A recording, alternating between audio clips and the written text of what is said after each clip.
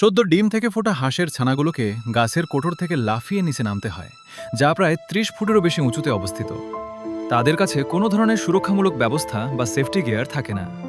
বেঁচে থাকার জন্য এবং শিকারীদের হাত থেকে রক্ষা পেতে তাদের এটি করতেই হয়। মা হাঁসটি মাটি থেকে ৩০ ফুটেরও বেশি উঁচুতে গাছের কোটরে তার বাসা তৈরি করেছিল। এখানে তাকে মাটিতে ঘুরে বেড়ানো মাংসাশী প্রাণীদের নিয়ে চিন্তা করতে হয় না এবং তার ছানাগুলো নিরাপদে ডিম থেকে বের হতে পারে। কিন্তু ছানাগুলো ডিম থেকে বের হওয়ার পর খাবার খোঁজার জন্য তাদের প্রায় ২ মাইল দূরের একটি পুকুরে যেতে হয়। বাসাটি উঁচু গাছের অনেক উপরে হওয়ায় নিচে নামার উপায় খুঁজে বের করাই এই হাঁসের ছানাগুলোর জীবনের প্রথম বড় চ্যালেঞ্জ হয়ে দাঁড়ায়। তাদের উড়তে পারার বয়সের আরও কয়েক মাস বাকি, যার মানে নিচে টিকে থাকার জন্য লাফ দেওয়াই তাদের একমাত্র পথ। মা হাঁসটি প্রথমে গাছ থেকে নিচে উড়ে যায়। কিছুক্ষণের মধ্যেই সবচেয়ে সাহসী ছানাটি প্রথম লাফ দেয়। এই সাহসিকতা আসে তার মায়ের প্রতি সম্পূর্ণ এবং অটল বিশ্বাস থেকে। মা হাঁস এবং ছানাগুলোর মধ্যে একটি সহজাত বন্ধন রয়েছে এবং ছোট ছানাগুলো কোনো দ্বিধা ছাড়াই মায়ের প্রতিটি পদক্ষেপ অনুসরণ করে। ছোট্ট হাঁসের ছানাটি অক্ষত অবস্থায় হেঁটে চলে যায়। প্রথম সাহসী ছানাটির দেখা দেখি অন্য সবাইও একের পর এক লাফ দিতে শুরু করে। প্রত্যেকেই বাতাসে তাদের শরীরকে স্থির রাখতে মোচড় দেয় এবং ঘোরে, এবং প্রতিটি ছানায় নিরাপদে মাটিতে এসে পৌঁছায়। মা হাঁসটি তৎক্ষণাৎ তার সব ছানাগুলোকে নিজের কাছে টেনে নেয়।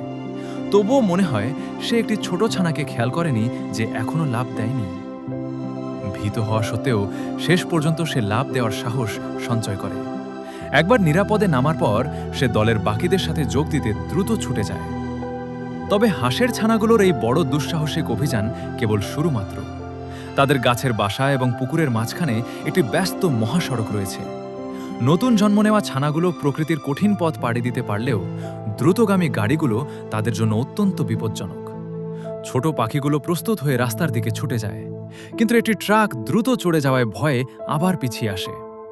ট্রাকের তীব্র বাতাস তাদের মাটিতে ফেলে দেয়। একটি ছানা ভয়ে ডাকতে থাকে। গাড়িগুলো বিরতিহীনভাবে চলতে থাকায় ছানাগুলোকে সঠিক সুযোগের জন্য অপেক্ষা করতে হয়। এবারই সুযোগ। 4টে ছানা একসাথে রাস্তা পার হয়ে নিরাপদে ওপারে চলে যায়। ওপারে তাদের পরিবারকে নিরাপদ দেখে বাকি 3টি ছানাও সুযোগ বুঝে দ্রুত হাইওয়ে পার হয়ে যায়। অবশেষে 7টি ছানায় পুকুরের পাড়ে তাদের মায়ের সাথে পুনরায় মিলিত হয়। তারা জলের জীবনে নিজেদের মানিয়ে নেয়। যদিও জলের নিচে অত পেতে থাকা এক অদৃশ্য বিপদ সম্পর্কে তাদের কোনো ধারণাই